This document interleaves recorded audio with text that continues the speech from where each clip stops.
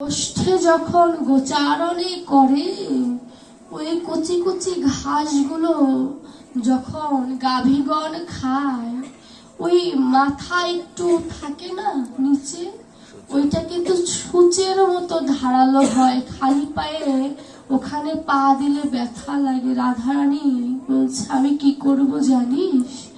রাতের অন্ধকারে আমরা সবাই মিলে ওই ঘাসগুলো কেটে ফেলবো। বলছে, ঘাস কেটে তুই কি করবি? বলছে, ঘাস কেটে আমি কি করবো জানিস? আমার এই হৃদয়টাকে আমি এই ধরনের বুকে পেতে দেব। কেন জানিস? আমার এই হৃদয়টা বড় শক্ত হয়ে গেছে। কৃষ্ণ ধন না পেতে পেতে আমার হৃদয়টা শক্ত হয়ে গেছে। যার কাছে কৃষ্ণ সারা জীবনের জন্য বাধা, সে বলছে কৃষ্ণ ধন না পেতে পেতে আমার হৃদয়টা শক্ত হয়ে গেছে। একবার চিন্তা করেছেন, মায়ের গর্ভ থেকে আমার মতো হতভাগা কৃষ্ণ হারা, তবু তো বলি না, প্রভু তোমায় কতদিন দেখি না, তোমায় কতদিন দেখি না, একবার দেখা দাও, দেখা দিয়ে প্রাণ জুড়াও। এ কথা তো একবার হৃদয় থেকে বলি না বাবা। কত আর কথা, কুকথা, কত কথাই বলি, কোনদিন তো কৃষ্ণ কথা বললাম না। কোনদিন তো কৃষ্ণ নামের আলাপন করলাম না পাশের বাড়ির কারোর সাথে। এটাকেই বলে ভজন। ভাবক বলছে, আজ তোমার বদন আছে বলছো না, বলবে একদিন। কোন দিন জানো? যেদিন আর সময় থাকবে না, দন্ত দাঁত থাকবে না, কৃষ্ণ নাম উচ্চারণ করতে পারবে না। সেদিন হৃদয়ে আক্ষেপ আসবে যে আমি কেন ভজন করলাম না, কেন কৃষ্ণকে ডাকলাম না। সেদিন আক্ষেপ করবে ঠিকই, কিন্তু সময় থাকতে যে জন আক্ষেপ করে না, অসময়ে আক্ষেপ করে কি আর লাভ আছে? অসময়ে আক্ষেপ করলে কোনদিন গোবিন্দকে পাওয়া যায় না। যদি বলি আমি অন্ধ, আমি হাঁটতে পারি না, আমার ভজন কি গোবিন্দ নেবে না? অন্ধ যদি বলে, গৌর হে গোবিন্দ, হে প্রাণধন, তুমি তো আমাকে অন্ধ করে পাঠিয়েছো, তুমি কি আমার পূজা গ্রহণ করবে না? শাস্ত্র বলছে যে গ্রহণ করবে।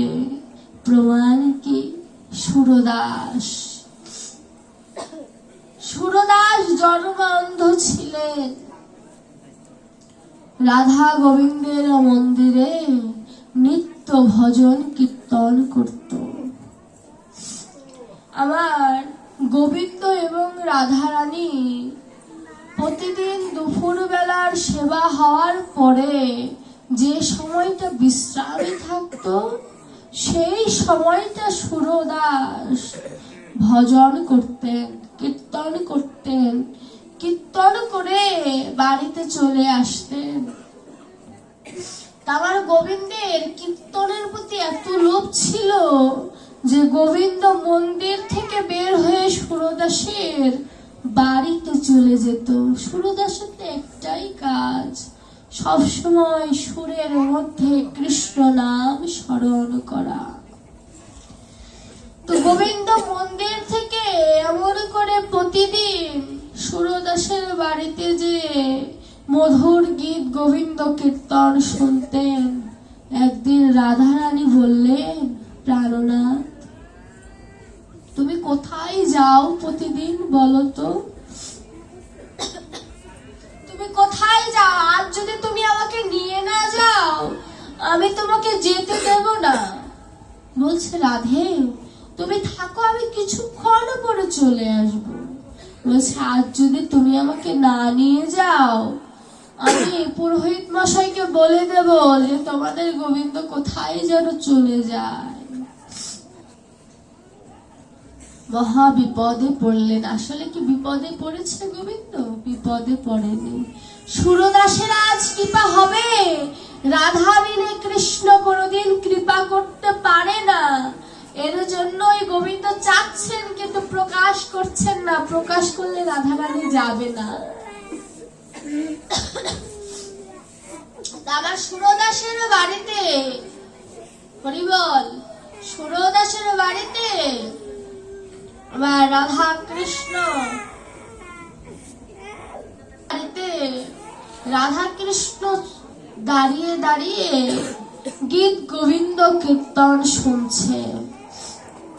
রাধারানীর অঙ্গগন্ধ, বৈষ্ণবের কিন্তু একটি স্বভাব আছে, ওই বৈষ্ণব রাধা গোবিন্দের শরীরে কিছু সুগন্ধি দিয়ে রাখে, যাতে সুগন্ধি যদি কোনোদিন গোবিন্দ ছদ্মবেশ ধরেও আসে যেন ভক্ত তাকে চিনতে পারে।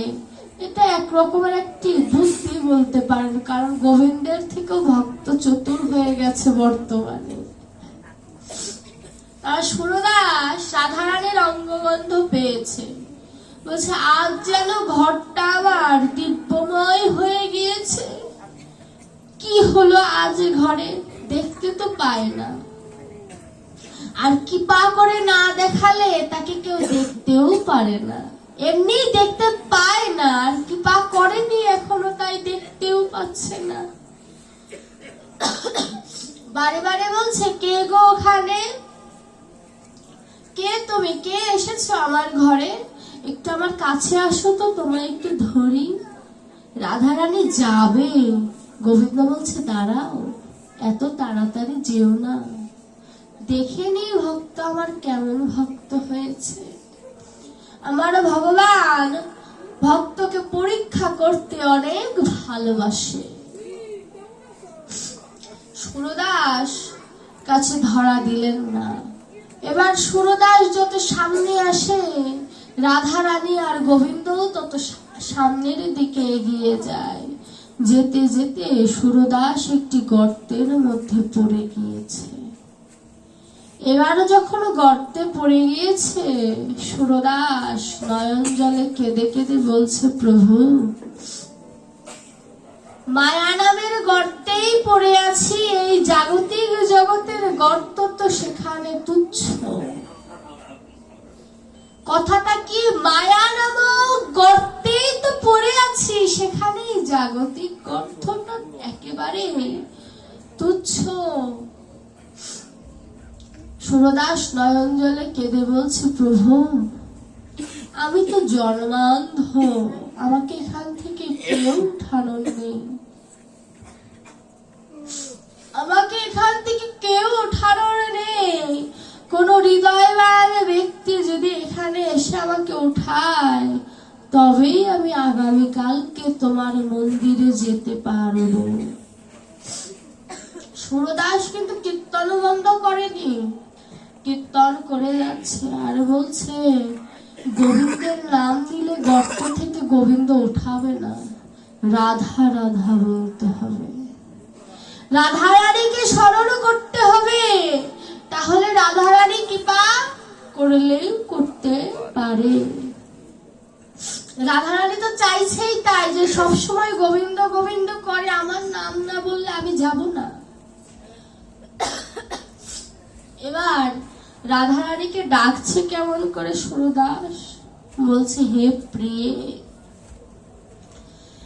তুমি আমায় দয়া করো, তোমায় তো কোনোদিন নয়ন জলে ভেসে ভেসে ডাকতে পারিনি, কোনোদিন তোমার চরণে আত্মসমর্পণ করা হলো না।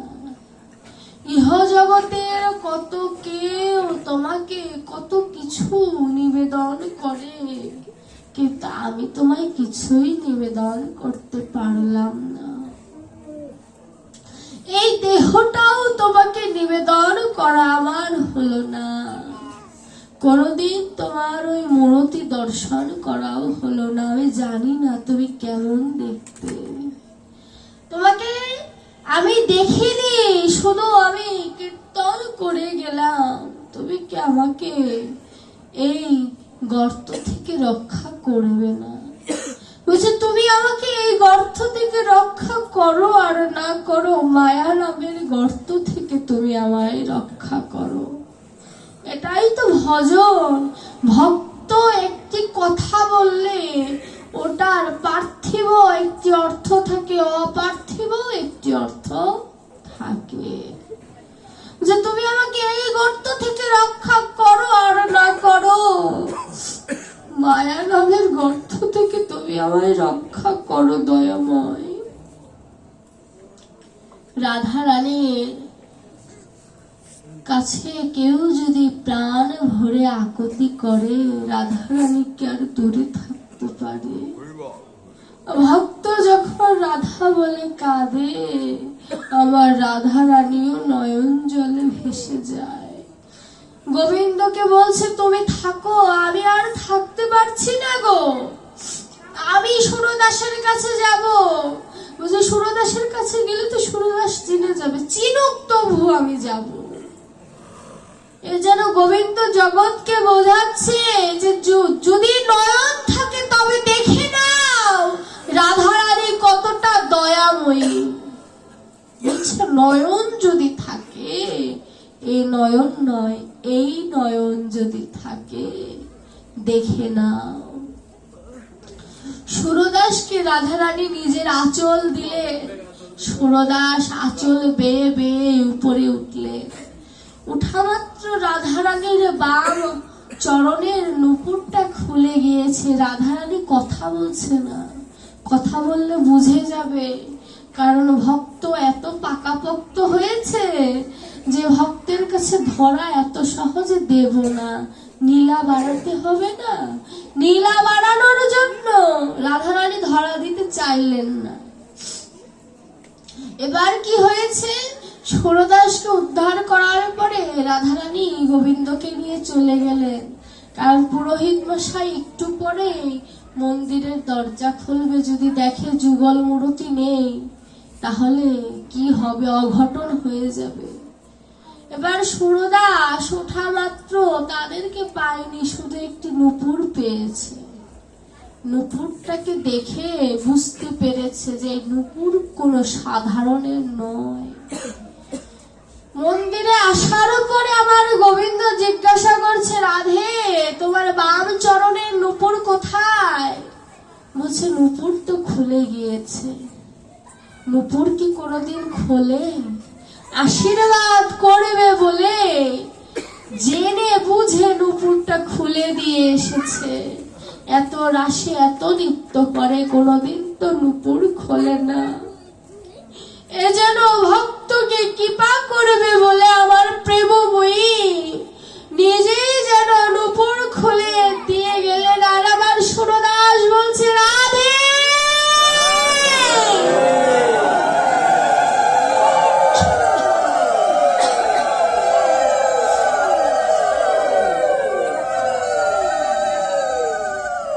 সুরদাস নয়ন জলে কেঁদে রাধে রাধে বলছে। কেন?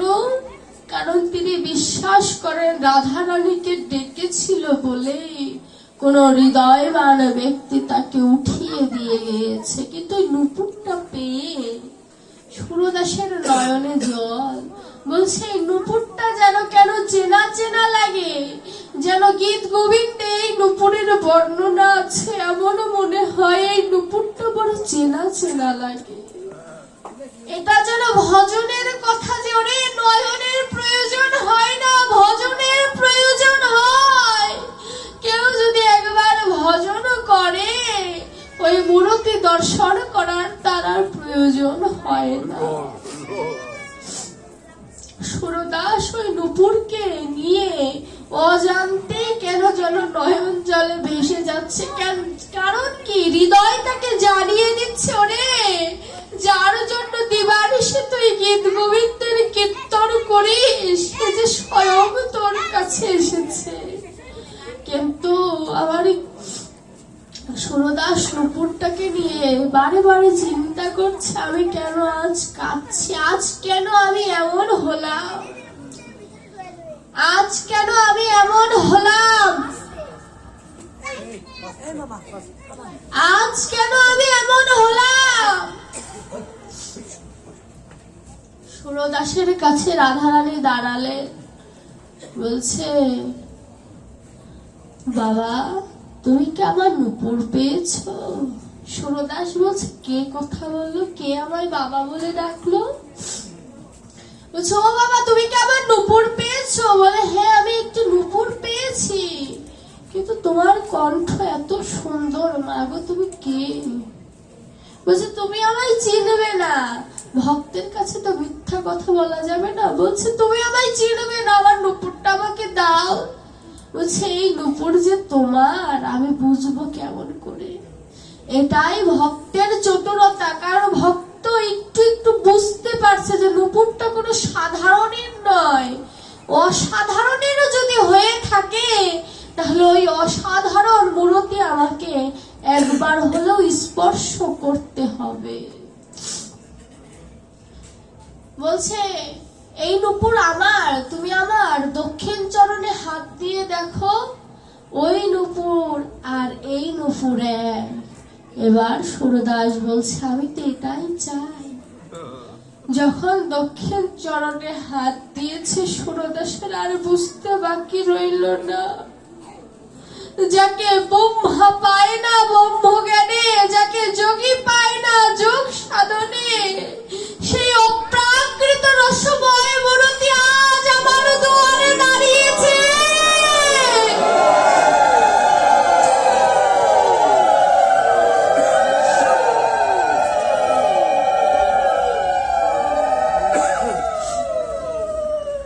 সেই রসময় মূরতি আজ দাঁড়িয়েছে।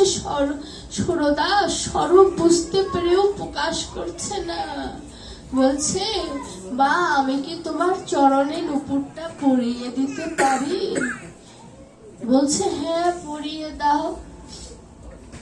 যখনই বাম চরণে নূপুরটা পরায় আর মনে মনে বলে, বাবা নায়িকার চরণে আমি নূপুর পরাচ্ছি, ওই দক্ষিণ নায়ককে যেন আমি পাই।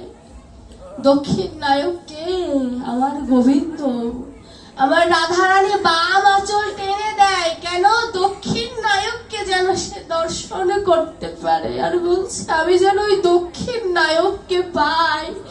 আমার রাধারানীর চরণের কৃপা তো হয়ে গেল, এবার আমি প্রাণ গোবিন্দকে পাবোই পাবো। শাস্ত্র বলছে, আশ্রয় তত্ত্ব গ্রহণ করলে বিষয় তত্ত্ব পাওয়া যায়। যখন নূপুর পরানো শেষ হয়েছে, সুরদাস এবার রাধারানীর হাত চেপে ধরেছে। বলছে, পালাচ্ছ কোথায়? যেতে দেব না তোমায় আমি তোমায় চিনে ফেলেছি। আমি অন্ধ বলে আমার সাথে ছলনা করছো? ইহ জগতে সবাই তো আমার সাথে ছলনা করে, আমি অন্ধ বলে আজ তুমিও আমার সাথে ছলনা করছো। সুরদাসের এই কথা শুনে রাধারানী বলে, তুমি অন্ধ নও। যার কৃষ্ণময় আখি সে কোনোদিন অন্ধ হতে পারে না। অন্ধ কে জানো? আমার মতো অধম অন্ধ, যে কোনোদিন ওই কৃষ্ণ রূপটা দর্শন করেনি, যে কোনোদিন গীতা ভাগবতের একটি শ্লোক পড়েনি, সে হচ্ছে অন্ধ। সুরদাসকে বলছে, তুমি অন্ধ নও, তোমাকে আমি আশীর্বাদ করব। জানো কি আশীর্বাদ? তোমার তো বড় আক্ষেপ, তোমার নয়ন নেই। আমি তোমায় আশীর্বাদ করলাম, তুমি নয়নে দেখতে পাবে। যখনই আশীর্বাদ করেছে, সুরদাসের নয়নে জ্যোতি ফিরে এলো। সুরদাস রাধারানীর রূপ মাধুর্য দর্শন করলেন। দর্শন করার পরে সুরদাসকে জিজ্ঞাসা করলেন, রাধারানী তুমি আমার কাছে কিছু চাইবে না? তুমি আমার কাছে কিছু চাও, আমি তোমাকে দেব। বলছে, তুমি আমায় দেবে? বলছে, হ্যাঁ আমি তোমায় দেব, সত্যি অঙ্গীকার করলাম তোমায় দেব।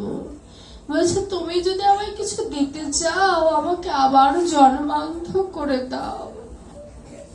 বলছে, রাধারানী বলছে, এ কেমন কথা? তুমি কেন আমার অন্ধ হতে চাচ্ছ? বলছে, যে নয়নে রাধারানীর রূপ দর্শন করেছি সেই নয়নে এই বাহির জগতের আর কিছু আমি দেখতে চাই না, আমি আর কিছু দেখতে চাই না। তুমি আমাকে জন্ম অন্ধ করে দাও, আর তুমি যদি আমায় অন্ধ করে না দাও, তোমার চুলের কাঁটাটা আমায় দাও, আমি নিজে হাতে অন্ধ করে দেব আমার চোখটা। একেই বাবা ভজন বলে, একেই সাধনা বলে। এমন ভজন না হলে কোনোদিন রাধা গোবিন্দকে পাওয়া যায় না। রাধা রানী বলছে, ধন্য সুরদাস, তুমি ধন্য। এমন ভজন না হলে কি আমার সখা মন্দির থেকে তোমার ঘরে ছুটে আসে গীত গোবিন্দ শোনানোর জন্য? আজও বৃন্দাবনে গীত গোবিন্দের কীর্তন করা হয় যখন রাধা কৃষ্ণ শয়নে থাকে। কেন জানো? যদি শোনানো বন্ধ করে, আমার রাধা গোবিন্দ যেখানে কীর্তন হচ্ছে সেখানে চলে যাবে, মন্দিরে থাকবে না। আজও বৃন্দাবনে এই নিয়ম এখনো চালু আছে। এটাকে বলে ভজন। রাধারানী বলছে, তুমি আর কিছু চাইবে না সুরদাস, তুমি যে ভক্ত আমি বুঝতে পেরেছি, তবু তুমি যদি আমার কাছে কিছু না চাও তাহলে ভজন পূর্ণ হবে না। আরাধ্য দেবতাকে দর্শন করলে কিছু চাইতে হয়, তুমি চাও। বলছে, তুমি আমায় পরীক্ষা করছো রাধারানী, পরীক্ষা করছো? দেবে আমায় তুমি? তবে দাও। কি দেবে জানো? তুমি আমার জন্য নয়, তুমি জগৎ জীবের জন্য আশীর্বাদ করো। কি আশীর্বাদ করবে জানো? ইহ জগতের কেউ যদি একবার রাধা রানী বলে নয়ন জলে কেঁদে যায়, আজ যেমন আমাকে রক্ষা করলে, আমাকে যেমন তুমি নয়ন দিলে, তুমি কথা দাও জগতে যে রাধা রাধা বলে কাঁদবে, তুমি তাকে নয়ন দেবে।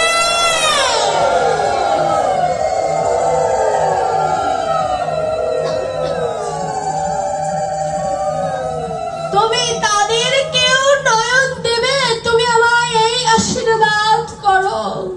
রাধা রানী বলল, ওরে জগৎবাসী, দেখে নে ভক্ত কাকে বলে। ভক্ত কোনোদিন নিজের জন্য কিছু চায় না, ভক্ত সর্বদা জগতের মঙ্গলার্থে নিজের দেহ, জৈবন, প্রাণ সকল কিছু সমর্পণ করে দেয়। ভক্তের কাছে তার জগৎ জীবের কল্যাণী সব থেকে বড়, সব থেকে শ্রেষ্ঠ।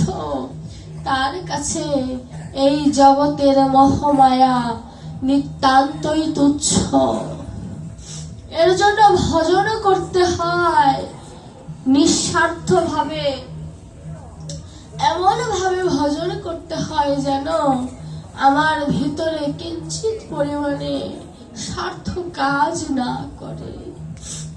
বেশি দূর যাওয়ার প্রয়োজন নেই, নিঃস্বার্থ ভাবে ধর্মের জন্য কাজ করেছে বর্তমান যুগের মধ্যে। তাকে কি বলে আমি বিশেষণ দেব? আসলে কি বলবো, কিছু বলার ভাষা নেই। অনেকেই বুঝতে পারছেন আমি কার কথা বলছি, যার জন্য আজ আমরা সনাতনীরা এরকম ধর্মসভা করতে পারছি। অনেকেই ভেবেছিলাম ইন্ডিয়ায় চলে যাব 5 আগস্টের পরে। আমাদের যে অবনতি হয়েছিল, গোপীনাথ বাবাজি যেভাবে আমাদের পেছনে ঢালের মতো দাঁড়িয়েছিল, একটা কথা আসলে আমার খুব নিজের প্রতি ঘেন্না আসে। কেন জানেন বাবা? গোপীনাথজির মতো বাংলাদেশে নাম করা অনেক পাঠক আছে না? আছে তো, আমি পাঠকদের নাম বলবো না। একজন পাঠক ঢাকায় গিয়েছিল। বাংলাদেশে অনেক বড় বড় কীর্তনিয়া আছে, লীলা কীর্তনিয়া, নাম কীর্তনিয়া। একজনে গিয়েছিল, কেউ যায়নি।